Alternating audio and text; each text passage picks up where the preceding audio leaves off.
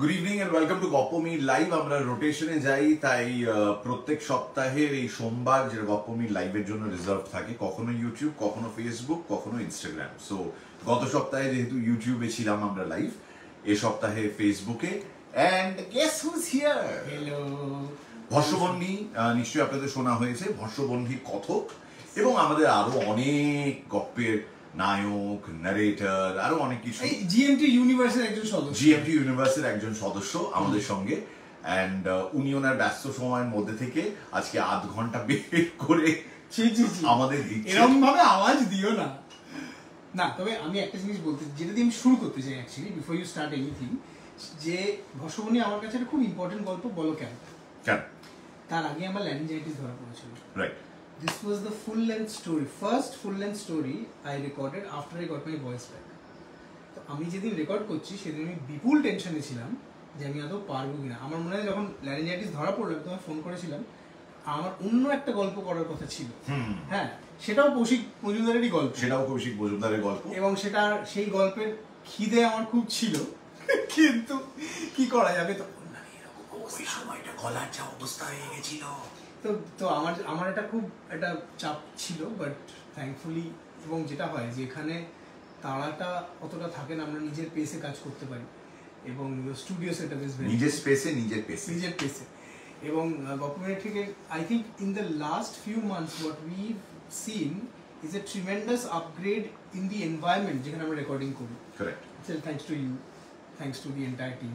এবং সেটার একটা প্রভাব থাকে যে একটা ভালো রেকর্ডিং এনভায়রনমেন্ট হলে, ভালো সাউন্ড প্রুফিং হলে, ভালো মাইক্রোফোন হলে পারফরমেন্স এমনি বেরিয়ে আসে।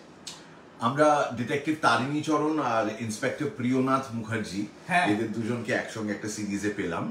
আমরা খুব চেষ্টা করেছিলাম ইন্সপেক্টর প্রিয়নাথ মুখার্জিকেও এখানে আজকে ইনক্লুড করতে।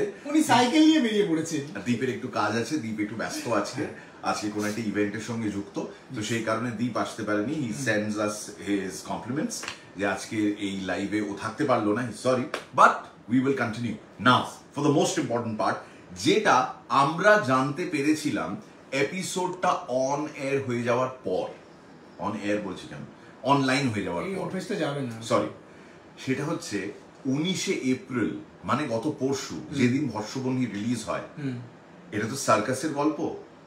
19শে এপ্রিল ওয়ার্ল্ড সার্কাস ডে। কি বলছো? And this year we celebrate the 15th year of World Circus Day. এটা অনেকটা ওই ওয়ার্ল্ড রেডিও ডে আর তোমার জন্মদিন একসাথে হওয়ার মতো অদ্ভুত। কারণ এই বিষয়টা আমরা সব ডেটস, তিথি, নক্ষত্র সবই কিছু একটু দেখে রাখি, কিন্তু সামহাও এটা আমার টিম আর আমি মিস করে গিয়েছিলাম যে 19th এপ্রিল, লাস্ট স্যাটারডে, যেদিন ভস্যবন্ধী রিলিজ করলো সার্কাসের গল্প, সেই গল্পটা রিলিজ করলো এমন একটা দিনে যে দিনটি নামাঙ্কিত সার্কাসের জন্য বিশ্ব সার্কাস দিবস।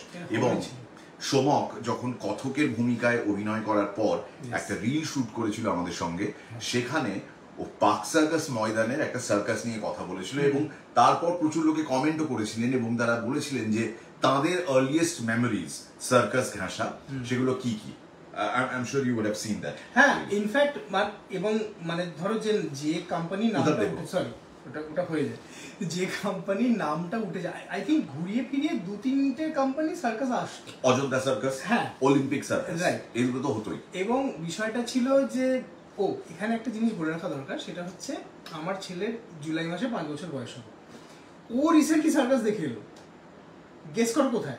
সায়েন্স সিটি অডিটোরিয়ামে। এক্স্যাক্টলি। অনেকেই হয়তো জানেন না যে সার্কাসের পারফরমেন্স এখনো কলকাতা শহরে হচ্ছে বিভিন্ন জায়গায়, সামটাইমস ওপেন এয়ারে বা হয়তো কোনো এসি অডিটোরিয়ামে, বাট বিষয়টা একটা স্টেজের মধ্যে রেস্ট্রিক্টেড। অডিটোরিয়ামে তো আর তুমি ট্র্যাপিজের খেলা দেখাতে পারবে না, বাট দেয়ার আর নানান very gymnastic oriented, dance oriented choreography. কিন্তু অবশ্যই জন্তু জানোয়ার না থাকলে আমরা যেটা দেখেছি, এবার সেটা তো এখন সম্ভব না অবভিয়াসলি। কিন্তু এটাও একটা না, আমরা ওই যে কথাটা বারবার বলি যে কোনো জিনিসকে ইনোভেট করতে হয়। আমার মনে হয় এই ইনোভেশনটা খুব ভালো, যে আমি আমার অনলাইন টিকিটিং প্ল্যাটফর্মে গিয়ে টিকিট কেটে ঠিক যেভাবে সিনেমা দেখি, সেইভাবে একটা প্রেক্ষাগৃহে গিয়ে আমি 1.5 ঘন্টা 2 ঘন্টা আমি একটা সার্কাসে, সেটা হয়তো সেই পুরোনো সার্কাসের মতো নয়, কিন্তু তার একটা ছায়া অন্তত রয়ে গেছে, সেটাকে প্রিজার্ভ করা হচ্ছে বা নতুন ভাবে সেটা ভাবা হচ্ছে। That's a good thing. আজ থেকে আমি 40 বছর পিছিয়ে যাচ্ছি, যখন আমার বয়স ওই 9 কি 10, সেই সময় আইস স্কেটিং রিঙ্ক, মানে বেগবাগান সৈয়দ আমির আলী অ্যাভিনিউ, সেখানে যে আইস স্কেটিং রিঙ্ক, যেটা আজকে প্রায়শই এক্সিবিশনের জন্য ইউজ করা হয়, নানান রকমের মেলা হয় ওই ice skating rink, career fair হয়, সেখানে আমি রাশিয়া থেকে আসা একটা সার্কাস দল, সেখানেও কোনো জন্তু জানোয়ার ছিল না, কিছু ছিল না, এমনকি কোনো পাখি ছিল না। আইস স্কেটিং রিঙ্কে তারা খেলা দেখিয়েছিলেন এবং সেটা আমার আব্বা আমাকে নিয়ে গিয়েছিলেন। এমনকি ওই সময়টা রাশিয়ান যে ফোক টেলস, ওইগুলোর প্রচুর বই আমাদের কলকাতায় আসতো, আমরা বই মেলাতে গিয়েও ওরকম রাশিয়ান বই পেতাম। তাই use to read a lot of Russian folklore, এবং ওখান থেকে আমার প্রচুর আনন্দ পেতাম আমার। বাট সার্কাস দেখার এই অভিজ্ঞতাটা আমি কোনোদিন ভুলবো না। আমার বয়স হয়ে যে বললাম 9 কি 10, this was probably in 1985, ice skating রিঙ্কে রাশিয়ার একটি সার্কাস ট্রুপ এসে খেলা দেখিয়েছিল উইদাউট এনি অ্যানিমালস। কিছু জিনিস ভোলা যায় না, জানো তো, মানে এগুলোতে এত অল্প বয়সে গিয়ে ইম্প্যাক্ট করে। যেমন ধরো সিংহের মুখে মাথা ঢুকিয়ে দেওয়া, বা ওই একটা রিংস তাতে আগুন ধরেছে, সেই আগুনের মধ্যে ঝাঁপ মারা। আরেকটা জিনিস যেটা খুব ভয়ঙ্কর, সেটা হচ্ছে মদ কা কুয়া। How many people remember মদ কা কুয়া? বাট ওই যে ঘুরে গাড়ি নিয়ে, গাড়িটা তাও বাইক নিয়ে ওই যে বিষয়টা। ও আরেকটা মজার ব্যাপার, সেটা হচ্ছে এই বছর I think it's Raj Kapoor centenary. If I'm not wrong. 100 years. Centenary. তো এবার রাজ কাপুর বললেই obviously একটা পার্টিকুলার ছবির কথা উঠবে। ফিল্মটা কিন্তু চলেনি, যে সময় রিলিজ হয়েছিল রাজ কাপুর প্রায় তার সমস্ত কিছু এই ছবিতে ইনভেস্ট করেছিলেন, কিন্তু সেই অর্থে তিনি রিটার্নস পাননি। আজকে যদি ওই ছবিটা কেউ দেখে অন্যরকম ফিল করে, সেটা কমপ্লিটলি আলাদা ব্যাপার। রাজ কাপুর চেষ্টা করেছিলেন সেটা করার, যে সার্কাসের জীবনটাকে কেন্দ্র করে তিনি একটা গল্প বানিয়েছিলেন, এবং সেই গল্প ফিল্ম আকারে এসেছিল, মেরা নাম জোকার। না, এই গল্পে ভস্য বহ্নিতে অনেক রকমের চরিত্র আছে, এবং সেই চরিত্রগুলোর মধ্যে তল্লাশি চলছে, তাদের তাবু তল্লাশি চলছে। ডিটেকটিভ তারিণী চরণ এবং ইন্সপেক্টর প্রিয়নাথ মুখুজ্জে বার করার চেষ্টা করছেন যে খুন, যদি খুন হয়ে থাকে সত্যি সত্যি, তাহলে সেই খুনটা কি করে হলো। প্রথম কথা, বাঘ আর বাঘকে কেন্দ্র করে একটা দুর্ঘটনা, সেই দুর্ঘটনায় একজন মারা গেলেন, এবং তারপর সেই সার্কাসের মালিক রহস্যজনকভাবে মারা গেলেন অলমোস্ট নেক্সট রাতে। এবং এই পুরো ঘটনাটি নিয়েই কৌশিক মজুমদার, আজকের রাইটার, কন্টেম্পোরারি একজন রাইটার, তার লেখা ভস্য বহ্নি আমরা নিবেদন করলাম। এর আগে কৌশিক মজুমদারের লেখা খিদে গল্পটা আপনারা শুনেছেন। ওই খিদে অরিজিনালি নারেট করার কথা ছিল সোমক ঘোষের, কিন্তু এটা হয়নি, বিকজ ওই সময়টাই ল্যারেঞ্জাইটিসে, তখন খিদে তো ওর এমনিই পাচ্ছে না, খেতেই পাচ্ছে না, মানে লিকুইড ছাড়া মনে হচ্ছে খেতেই পাচ্ছে না, গলায় এত জ্বালা, এত ব্যথা। For a voice artist I think that's a very challenging thing, and specially যদি তুমি রেডিও করো। এবং সেটা ওই মানে ওই সার্কাসের খেলা বন্ধ হয়ে যাওয়ার মতো বিষয়। একদম একদম একদম। আমি যখন গল্পটা পড়ছি, তো এবার যেটা হয় যে ক্যাপ্টেন আগে একটা, তুমি একটা পিডিএফ পাঠিয়ে দাও, সেটা আমরা পড়ি, তারপর যখন রেকর্ডিং হয় তখন একটা আদান প্রদান চলে। আমার যেটা খুব ইন্টারেস্টিং লাগলো সেটা হচ্ছে খুব খুব বিশেষ গল্প এটা দেখা যায়, এবং সেটা আমি যিনি লিখেছেন অবভিয়াসলি তারই বলবো। কৌশিক মজুমদার দেখছেন, Kaushik Majumdar is watching us. Hello hello. আচ্ছা, আপনাকে নিয়ে কথা হচ্ছে, তো যেটা আমার খুব ভালো লাগলো সেটা হচ্ছে যিনি কথক, তিনি শুধু দূর থেকে দাঁড়িয়ে দেখছেন না, তিনি কিন্তু কোথাও একটা গিয়ে প্রিয়নাথের তার মনস্তত্ত্বের মধ্যে ঢুকে পড়ছে, আবার তারিণী চরণ কি দেখছে সেটার মধ্যে ঢুকছে। আবার ইন জেনারেল সার্কাস তো একটা মজার জায়গা, সেখানে এরকম একটা ঘটনা ঘটেছে, সেটারও যে একটা মানে একদিকে যেমন জন্তু জানোয়ার আছে বা খেলাধুলো হবে বা একটা উত্তেজনা তৈরি হয়েছে, অন্যদিকে আবার একটা দিস ডার্ক সাইড। তো এইটা আমার খুব মজা লেগেছে। এবং কৌশিক বাবুকে এটা বলতে চাই যে আপনার বর্ণনা খুব সুন্দর, মানে সেটা ফুটিয়ে তুলতে, মানে আমি তো পাঠ করছি, সেটা আমার গলার মধ্যে যতটা পেরেছি আর কি, সেটা ফুটিয়ে তুলতে খুব সুবিধা হয়েছে। So thank you for writing this way. Adaptation করেছে গোধূলি, সো গোধূলিকেও ধন্যবাদ, কারণ কৌশিক বাবু যেভাবে লিখেছেন বইয়ে, তার থেকে একটু অন্যভাবে সাজাতে হয়েছে। কারণ অডিওর ক্ষেত্রে you have to keep in mind যে নারেশন থাকবে, ডায়লগস থাকছে, সিচুয়েশনটা ব্যাক এন্ড ফোর্থ হবে, লিনিয়ার নন লিনিয়ার অনেকগুলো ব্যাপার থাকবে। আপনার সার্কাসের কোনো স্পেশাল মেমোরি থাকলে কমেন্ট সেকশনে এক্ষুনি লিখুন, আর যদি আমাদের ভালো লাগে, গোধূলি পড়ছে কমেন্টগুলো, গোধূলি আই এম শিওর শেয়ার করবে। বাট এটা দিয়েই শুরু করলাম যে এরকম কাকতালীয় ঘটনা, যেটা কৌশিক মজুমদারই আমাকে ধরিয়ে দিলেন যে আরে 19 তারিখ তো ওয়ার্ল্ড সার্কাস ডে ছিল, আর সেই দিনই কাকতালীয় ভাবে আমরা ভস্যবহ্নি রিলিজ করলাম। আরেকটা ব্যাপার হয়েছে, সেটা আমি আস্তে আস্তে রিয়েলাইজ করলাম কি, যে ধরো আমি তুমি আর দীপ অনেকদিন পর একটা গল্প পড়লাম, সেটা তো ঠিক আছে, কিন্তু আমি তুমি আর দীপ আমরা তিনজন কোনোদিন একসাথে কোনো ভিডিওতে থাকিনি, ভেবে দেখো। থাকিনি না? না, আজকে সুযোগ ছিল, আজকে সুযোগ ছিল, আজকে সুযোগ ছিল, আজকে সুযোগ ছিল, দীপ হারানো সেই সুযোগ আমরা কোন এক্সেপ্ট মেবি ওই একবার একটা কোনো ঐতিহাসিকের একটা লাইভ করা হয়েছিল, মেবি সেই একটা সময় আমি লাইভ গুলোকে বাদ দিয়ে বলছি, আমরা যেরকম শর্ট ভিডিওস করি বা মানে আমি আর দীপ থেকেছি, বিশেষ করে জিএমটি ইউনিভার্সে আমি আর দীপ থেকেছি, আমি তুমি তো থাকি, তুমি আর দীপ থেকেছো, কিন্তু আমরা তিনজন হয়নি এখন। যে কারণে অনেকে কমেন্ট সেকশনে লিখেছেন দ্য থ্রি মাস্কেটিয়ার্স আবার একসঙ্গে, সোমক, দীপ আর Mir. Thank you so much for noticing and for the love, কারণ আমরাও ক্যাপশনে বারবার দিচ্ছিলাম যে এই গল্পে আপনারা তিনজনকেই পাবেন, কারণ আমার যখনই নারেশনে কিছু গেছে, লোকেদের ফিডব্যাক যা পেয়েছি, তারপরও লোকজন বলেছেন দীপকে আমরা বেশি করে নারেটর হিসেবে পেতে চাই, সোমককে আমরা বেশি করে নারেটর হিসেবে পেতে চাই, এবং ট্রাস্ট মি, এই জিএমটি ইউনিভার্সে there is absolutely enough space for all three of us to keep rotating. আর মাঝে মাঝে দীপ বসুও নারেট করবে, অনুজয়ও নারেট করবে। ইনফ্যাক্ট অনুজয় এক্ষুনি যে গল্পটা শেষ করে গেল, সেখানে ও নারেটর নয়, চরিত্রে অভিনয় করেছে, কিন্তু গল্পের নাম আমরা এখন বলবো না, ওটা আপনাকে বলার টাইম এখনো হয়নি। এটা কি সেই গল্প যেটার কথা আমি ভাবছি? ভেবেছো যখন, তখন ভাবনাটা নিজের কাছেই রেখো। মানে অনুযায়ী কি কমন এখানে? যাই হোক, ঠিক আছে, ওকে। গোধূলি পেছন থেকে মুখটা দেখাচ্ছে বলে ওকে, কমেন্টস। সৌরভ দে, তার জন্মদিন, তাকে উইশ করে দাও। Happy birthday to you, happy birthday to you. হ্যাঁ, happy birthday dear Sourav, happy birthday to you.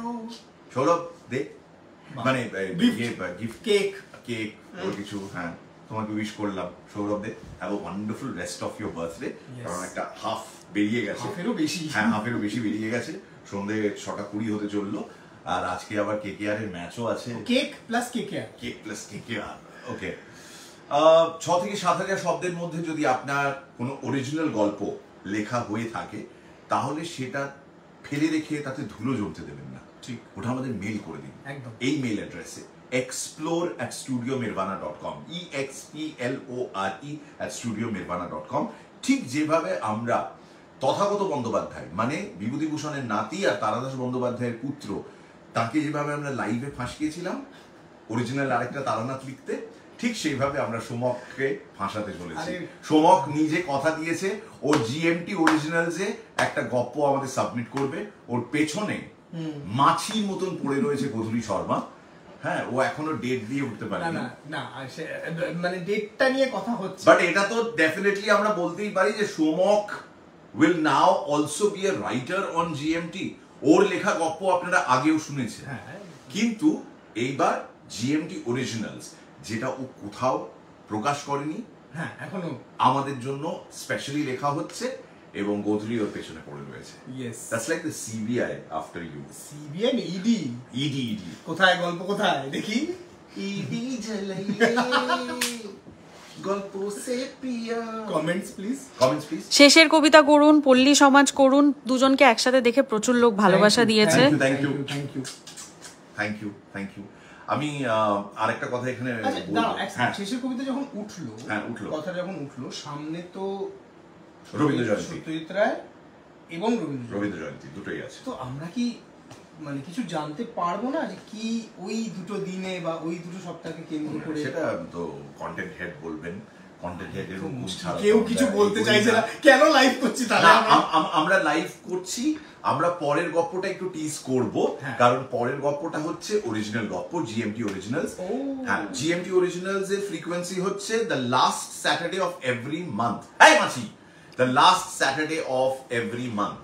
এই ক্ষেত্রে আমরা 4টে শনিবার এই মাসে পাচ্ছি, তো 4th স্যাটারডে আসছে, অ্যান্ড সেই শনিবার আমরা যে গল্পটা প্রেজেন্ট করতে চলেছি তার ব্যাপারে পরে মৌমিতা দাস জিজ্ঞেস করেছে তারিণী চরণে নতুন চরিত্র করে দীপদার সাথে নতুন জুটি তৈরি করে ক্যাপ্টেনের কেমন লেগেছে? আমার তো খুব ভালো লেগেছে, বাট আমার ভালো লাগা বা ওর ভালো লাগা বা দীপের ভালো লাগা থেকেও ইম্পর্টেন্ট এই ফ্র্যাঞ্চাইজটা আমরা চালিয়ে যেতে পারবো কি না ডিপেন্ড করছে আপনাদের কতটা ভালো লাগলো। এখনো পর্যন্ত যে কটা কমেন্ট পড়েছে সেগুলো পড়ে আমাদের মনে হয়েছে আপনাদের ভালো লেগেছে, but we are still not convinced. আমাদেরও তো আবার নিজেদের একটা মার্ক থাকে, সেটাকে আমরা ক্রস না করা পর্যন্ত। যেমন 2 লাখ ভিউজ ক্রস করেছে, আমরা ওয়েট করছি 5 লাখ ভিউজ ক্রস করুক, তারপর 1 মিলিয়ন ক্রস করে গেছে আরণ্যক পার্ট 1, কিন্তু আরণ্যক পার্ট 2 এখনো 500 নিচে। সো যারা আরণ্যক পার্ট 1 শুনেছেন তারা শুধু রাধা বল্লভীটা খেয়ে বাড়ি চলে গেছেন, আলুর দমটা ফেলে রেখেছেন। সেকেন্ড পার্টটা হচ্ছে আলুর দম। হ্যাঁ, আপনাকে তো আলুর দমটাও খেতে হবে, না হলে তো আপনি বুঝতে পারবেন না, আপনার স্ন্যাকটা কমপ্লিট হচ্ছে না। তাহলে পিয়াসী রায়চৌধুরী বলছে সোমক প্রেমের গল্প লেখো প্লিজ। ওহো, তাতে কি কৌতূহলীও থাকবে? না না, সে তো ঠিক আছে, কিন্তু বিষয়টা হচ্ছে যে অ্যাকচুয়ালি সবকিছুই মিলে মিশে, মানে শুধু প্রেমের গল্প না। হ্যাঁ, আসলে আসলে ওর গলায়, মানে ওর ব্যাপারটা যেটা আমি বলি, মানে ওকে আমরা তো নায়ক হিসেবে দেখি, আমরা তো নায়ক হিসেবে ওকে দেখি। ও নায়ক গায়ক, কিন্তু চমৎকার গান গায়। শুধু লায়কই আর হচ্ছে, লায়ক আর হতে পারে, লায়ক নাহি খলনায়ক, খলনায়ক হবে, খলনায়ক হচ্ছে। নো, বাট সোমক রিকোয়েস্ট তো আসবেই। এই যে আমরা বললাম যে সোমক অরিজিনাল গল্প লিখবে for GMT originals, that itself is a huge topic of discussion. কারণ লোকজন এবার ভাবতে শুরু করেছে যে সোমকের তাহলে জনরাটা কি হবে, কিছু ভয়, কিছু রহস্য, কিছু হাসি, নাকি কিছু প্রেম। আমার মনে হচ্ছে আমি ওই যেদিন আমার সাবমিট করার কথা সেদিন ফোনটা বন্ধ করে দেবো। না, আমরা কোনো চাপ সৃষ্টি করতে চাই না। আমরা বলেছি সোমককে ইউ টেক ইউর টাইম, কিন্তু ব্যাপারটা হচ্ছে সোমক হ্যাঁ, ওর সঙ্গে ওটা জুড়ে দিতে হয়, don't take too much of your time আর কি। হ্যাঁ, টেক ইউর টাইমটা বলার পরে আবার don't take too much of your time, কারণ ওর পেছন ছড়ি ঘোরানোর জন্য গোধূলি দাঁড়িয়ে রয়েছে। And Godhuli, what are the other comments please? এটা আমার প্রশ্ন সোমককে, যেহেতু অনেক বেশি লাইভে আসে তো সেই জন্য ওকে প্রশ্নটা করছি। সেটা হচ্ছে গপ্প মিনিট থেকে এখনো পর্যন্ত করা ওর সব থেকে পছন্দের, যেটা করে ওর খুব ভালো। এটা প্রশ্ন শেষই হবে না, প্রশ্ন শেষ হবে। তার কারণ হচ্ছে যে প্রথমত প্রথম কাজ, এবং প্রথম কাজটাই এমন, তার মধ্যে এমন একটা কি বলবো, একটা ওঠা নামা, যাকে ক্যাথারসিস বলে, খুব ভারী একটা শব্দ, কিন্তু যে কোনো অভিনেতার ক্ষেত্রে এটা হয় যে চরিত্রের ব্যথা বা তার দুঃখ এতটাই বাস্তব হয়ে ওঠে যে তোমারও নিজের ভেতর মনে হতে থাকে যে এই কি অবস্থা এই লোকটা। এবং যে সময়টা আমরা রেকর্ড করছিলাম সেটাও আমার জীবনে খুব ইন্টারেস্টিং, কারণ I was actually between jobs, transition চলছে। তার মধ্যে আমি ক্যাপ্টেনকে বলেছিলাম, আমি তোদের দুজনকেই বলেছিলাম যে কিছু একটা চল এটা করি। আমাকে বধুরি বলেছিল তুই ঠিক টাইমে তোকে আমি বলবো, তুই দাঁড়া। And yes, of course everything else obviously যতবারই আসছি যাই রেকর্ড করি, সেটা 5 লাইন হোক বা 1 পাতা হোক বা নারেশন হোক, সেটা ম্যাটার করে না। But Devdas will always have that place, because আমি এখনও না প্রচুর মেসেজ দেবদাসের জন্য পাই। কারণ অনেক এমন শ্রোতা আছেন যারা হয়তো এই গত সপ্তাহে শুনেছেন, they are not listening to things serially, but সময় লাগছে। একটা গল্প এখন শুনছেন আর একটা গল্প, which is why সবসময় আমরা পুরনো গল্পের দিকে দেখি, এখন তাকিয়ে অ্যানালিসিস করি, দেখি আচ্ছা এতগুলো ভিউজ বাড়লো, তো এতগুলো মানুষ হয়তো নতুন করে শুনলেন, এমনও হতে পারে আবার শুনলেন, এটাও অনেকে করে, যে চালিয়ে রেখে একটা প্লেলিস্ট। আমার এক কলেজের বন্ধু গতকাল রাত্রিরে মেসেজ করেছে, ভাই দত্তা শুনলাম। বললাম এতদিনে? বলে আরে আমি এটা জানি না আপনার সঙ্গে হয় কিনা, বলে ও লিঙ্কটা নিজের কাছে শেয়ার করে রেখেছে, শুনবে বলে আর শোনা হয়, মানে নিজের কাছে রেখে নিজের চ্যাটে রাখা আছে, সেই শুনবে বলে শোনা হয়নি। কারণ a lot of this listening is happening দুটো জায়গায়, একটা হচ্ছে রাত্রির বেলা কাজ শেষ করে ঘুমানোর আগে, আর একটা হচ্ছে while traveling to work। তো এইটা একটা খুব ইন্টারেস্টিং, মানে আমি যেটুকু ফিডব্যাক পেয়েছি আর কি, মানে যত লম্বা ট্রাভেল টাইম ততটাই আমরা গল্পে এগিয়ে যেতে পারছি আর কি বিষয়। সো এবার সোমকের পছন্দের গল্প, এটা মৌমিতা প্রশ্ন করেছে। পছন্দের গল্প, চরিত্রটা তো বলে দিল, পছন্দের গল্প মানে জিএমটিতে না, এমনিও জেনারেলও বলতে পারিস, কোনো অসুবিধা নেই। আচ্ছা, অল টাইম যদি বলতে হয়, অল টাইম বলতে হলে আমি একটা গল্পের কথা বলবো, অবভিয়াসলি অন্য কোনো গল্পকে ছোট করে না, সেটা হচ্ছে ও হেনরির লেখা the Gift of the ম্যাজাই। Gift of the ম্যাজাই কেন, তার কারণ হচ্ছে ও হেনরির যে একটা ওই কালেকশন আমার বাড়িতে ছিল, প্রথম গল্পটা আমি পড়েছি, প্রথম ওই 100 সিলেক্টেড, তার মধ্যে প্রথম গল্প হচ্ছে গিফট অফ দ্য ম্যাজাই। এবং এই গল্পটার মধ্যে একটা অদ্ভুত মানে ওই হেরে যাওয়া মানুষের জিতে যাওয়া আছে, যেটা খুব সুন্দর। এবং বাইরে উৎসবের মেজাজ, ক্রিসমাস, সেখানে আমি যারা পড়েনি তাদের জন্য গল্পটা স্পয়েল করে দিতে চাই না, প্লিজ রিড দ্য স্টোরি। আমার মনে হয় পাবলিক ডোমেনে আছে, কারণ কপিরাইট তো মনে হয় ওহেন রিডার নেই। আর আর আর আর ওই শব্দটার উচ্চারণ হচ্ছে MAGI, হচ্ছে Magi, Magi, Magi, gift of Magi. Now you have to read the story. আমি বলছি, ঠিক আছে, এবার এর সঙ্গে আরেকটা বিষয় আছে, সেটা হচ্ছে আপনি যদি ঋতুপর্ণ ঘোষের রেইনকোট দেখে থাকেন, দেখবেন লাস্টে একটা কৃতজ্ঞতা স্বীকার আছে যে inspired by O Henry's the Gift of the Magi. রেইনকোটের যে গল্পটা, that is in essence taken from the story of the Gift of the Magi. এবং এই যে ভদ্রলোক ও হেনরির যে গল্পগুলো, এটা এত মানে জীবনের ঘটনার সঙ্গে এতটা জড়িয়ে বিভিন্ন জায়গায় আপনি রেফারেন্স পাবেন। এবং সারা পৃথিবীতে যারা সিনেমা বানিয়েছেন, যারা নাটক করেছেন, তাদের কাছে ও হেনরি প্রচণ্ড ইন্সপিরেশন। এবং মজার বিষয়, উনি একটা পয়েন্টে না অ্যারেস্ট হয়ে গেছিলেন কিছু একটা কারণে, অনেকটা সময় জুড়ে অনেকগুলো গল্প উনি জেলে বসে লিখেছেন। এবং নিউ ইয়র্ক শহর এবং সেখানকার মানুষ, এবং নিউ ইয়র্ক মানে সে বড় বড় বিল্ডিং নয়, নিউ ইয়র্ক মানে this is during the economic slump, মানে মানুষ হাতে টাকা নেই, অন্য সংস্থান নেই, কিচ্ছু নেই, তার মধ্যে কিভাবে হিউম্যানিটি সার্ভাইভস। তাই আমার মনে হয় ওনার লেখা, and this is one story যেটা আমার খুব প্রিয়। এটা ইংরেজির কথা বলা, আমি একটা বাংলা গল্পের কথাও বলতে চাই। সেটা হচ্ছে সুনির্মল বসুর একটা গল্প আছে, আচ্ছা, সেই গল্পটার নাম হচ্ছে শের মহারাজের আস্তানা। শের মহারাজের আস্তানা, that is most probably the name. সেখানে একটা অলৌকিক বাঘের গল্প আছে, যে বাঘটা এসে লাস্ট মোমেন্টে একটা ডাকাতের হাত থেকে একজনকে বাঁচিয়ে দেয়। টেরিফিক স্টোরি আর কি। হ্যাঁ, মানে মানে ভাবতে হচ্ছে একে তো বাঘ, তারপর সেই বাঘটা বাঘ না ভূত বোঝা যাচ্ছে না, অলৌকিক। হ্যাঁ, না অলৌকিক আস্তানা, গল্পটার নাম হচ্ছে অলৌকিক আস্তানা, অলৌকিক আস্তানা, সুনির্মল বসু। তো এই দুটো কথাই বলছি। কিরিটির গল্প কবে শুনবো জিজ্ঞেস করছে অনেকে।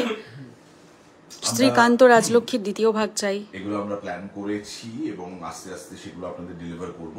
But coming to the GMT original that we are about to present this week, এই শনিবার ঠিক রাত 9টায় আপনারা শুনবেন এমন একটা গল্প বা এমন একটা গপ্প যেটা সত্য ঘটনা অবলম্বনে। নাম কেস হাকিম পাড়া। এই গপ্পটি লিখেছেন প্রখ্যাত journalist, crime journalist Chitradip Chakraborty.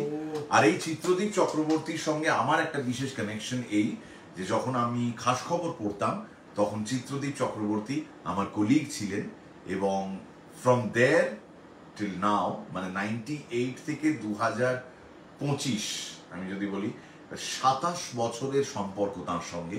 27 বছরের নানান ওঠা পড়া সবকিছুর মধ্যে দিয়ে এই চিত্রদীপ চক্রবর্তী এখন একজন নভেলিস্টও বটে, but he writes about cases that he has either investigated বা সেটাকে নিয়ে প্রচুর শোরগোল হয়েছিল। তো একটা ঘটনা যেটা ঘটেছিল সেই ঘটনা অবলম্বনে, সত্য ঘটনা অবলম্বনে আমাদের এই সপ্তাহের এই শনিবারের GMT অরিজিনাল গপ্প কেস হাকিম পাড়া।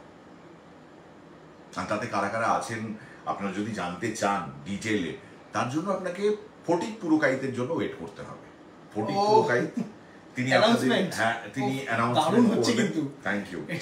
অ্যানাউন্সমেন্ট করবেন, এবং সেই অ্যানাউন্সমেন্টটাও তাকে অনেক বাধা বিপত্তি ঝড় ঝঞ্ঝা সামলে করতে হবে।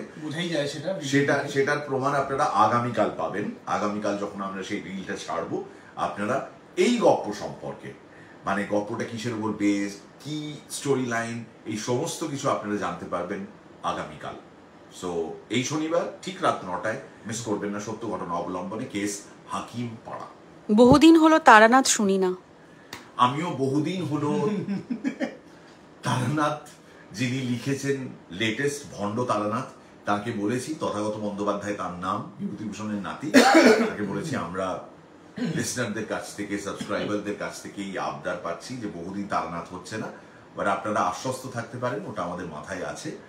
আর ওটা তো একটা আলাদা ব্যাপার আমার জন্য, তাই সেই দিকটায় যে আমার বিশেষ নজর থাকবে এই বিষয়ে আপনি নিশ্চিন্ত থাকতে পারেন। আচ্ছা, এবার প্রশ্ন আছে, আচ্ছা পিডিএফ না ওয়ার্ড ডক মানে কিসে পাঠাবে? দুটোতেই পাঠাতে পারো, এটা বলে দাও। পিডিএফ ওয়ার্ড ডক দুটোতেই পাঠাবেন। কিভাবে কোনটা পাঠাবেন না সেটা হচ্ছে হাতে লিখে পাঠাবেন না, ওটা পড়তে অসুবিধা হয় এবং আগ্রহটা চলে যায়। সো প্লিজ পিডিএফ বা ওয়ার্ড ডক যে ফরম্যাটেই পাঠান না কেন পাঠাবেন। আবার লক ফক করে দেবেন না, আবার খুলতে গেলে তখন আবার গুগল অ্যাক্সেস লাগবে, হ্যাঁ ওটিপি লাগবে, এইসব যেন আবার না হয়। হ্যাঁ, এমন ভাবে পাঠাবেন যাতে সেটা সহজেই মেল করে দেওয়ার পর যে মেলটা পেয়েছে সে খুলে পড়তে পারে। ইমেল অ্যাড্রেসটা আরো একবার মনে করিয়ে দিই, পৃথিবীতে এত কিছু ঘটছে হয়তো আপনাদের মনে রাখার মতন ক্ষমতা নেই। আরেকবার বলি, explore explore@studionirbana.com। কিরিটি আলেকজান্ডার ডুমা করো প্লিজ, হ্যানা তানা এগুলো আছে, অনেকগুলো আছে, বুধদার কাহিনী দেখবো after the live is over. কিন্তু তার আগে আমার সোমককে প্রশ্ন। Somak, you are still connected with radio এবং তুমি ভেরি হ্যাপিলি সো প্রত্যেকদিন সকালবেলা উঠে ও সেই শোটা করে যেটা করতে যে কোনো রেডিও জকি সব থেকে বেশি ভালো লাগবে, সেটা হচ্ছে ব্রেকফাস্ট শো। মানে দিন শুরু হচ্ছে সোমকের সঙ্গে। আমি সোমককে আমার নিজের তৃপ্তির জন্যই জিজ্ঞেস করছি কেমন লাগছে এই অভিজ্ঞতা, নতুন জায়গা, নতুন স্টেশন, অনেকদিন হয়ে গেল। তোমার আমার 1.5 বছর হয়ে গেল প্রায়। আমার মনে হয় যেটা সবচেয়ে, এটা তোমার সাথে আমার অনেক বছর আগে কথা হয়েছিল, যে ঘুমটা একটু স্যাক্রিফাইস হয়, সেটা হবেই।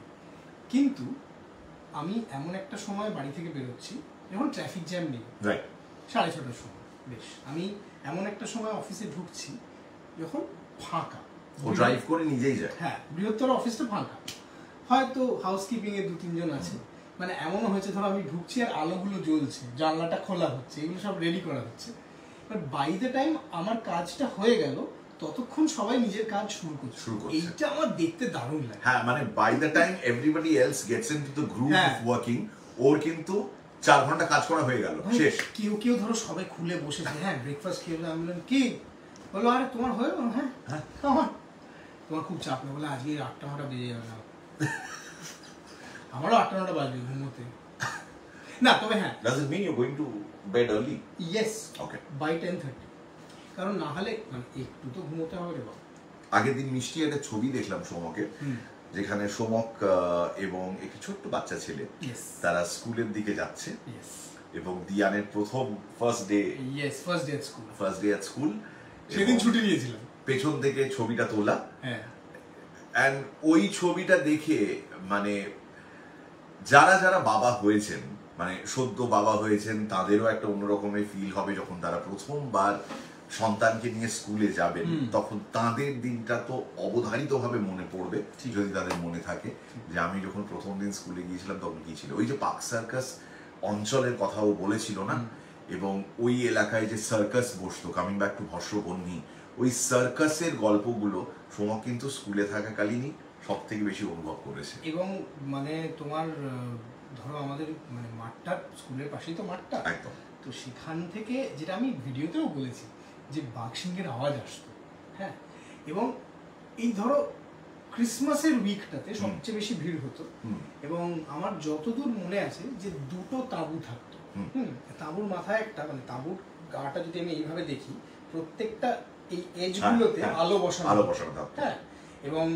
এখন যেখানে তোমার পুজো মণ্ডপটার গেটটা, সেইটা দিয়ে মোস্ট প্রবাবলি এন্ট্রি ছিল, আমার মনে নেই, তো ওইটা দিয়ে ঢুকে অনেকটা হেঁটে সামনে একটা বিরাট বড় যেখানে টিকিট কাউন্টার, সেটা খুব রংচঙে হতো, সেখানে গিয়ে দাঁড়িয়ে, এবং মজার বিষয়ে এসিটা লাগতো না, ঠান্ডাটা ঠান্ডার মতোই ছিল, সেটা জানি না সময়টা, এখন তো সবই মনে হয় যে what ever we see in retrospect feels good somehow, জানি না সেটা অতটাই ভালো ছিল কিনা, কিন্তু ওই যে হ্যাঁ মানে এবার তারপর ঢুকে গেলাম, আমার মনে আছে যে ওই স্টিল আর বেতের চেয়ারগুলো ছিল, হ্যাঁ, এবং যে দৃশ্যগুলোর কথা বলছিলাম একটু আগে, যে the ring of fire and all of that, ট্রাপিজের খেলা, বিশেষ করে ট্রাপিজে তোমার ধরো একটা ওই দড়ি থেকে আরেকটা দড়িতে শুধু কোঅর্ডিনেশন আর বিশ্বাস করে শূন্যে ঝাঁপিয়ে পড়ছে দুটো মানুষ, যদি হাতটা মিস হয়, হ্যাঁ নিচে নেট আছে, ওরা প্র্যাকটিস করেছে, অবভিয়াসলি দে আর প্রফেশনালস, কিন্তু যদি মিস হয়, এবং আমার কি মনে হয় জানো তো,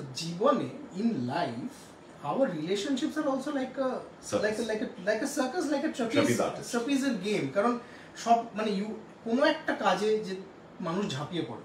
ধরো তুমি গল্পের থেকে তুমি যখন ঝাঁপালে, সেটা তো ট্র্যাপিজের খেলার মতোই, উল্টো দিকে কিছু একটা ছিল যে তোমাকে ধরলো, and things are happening, you no.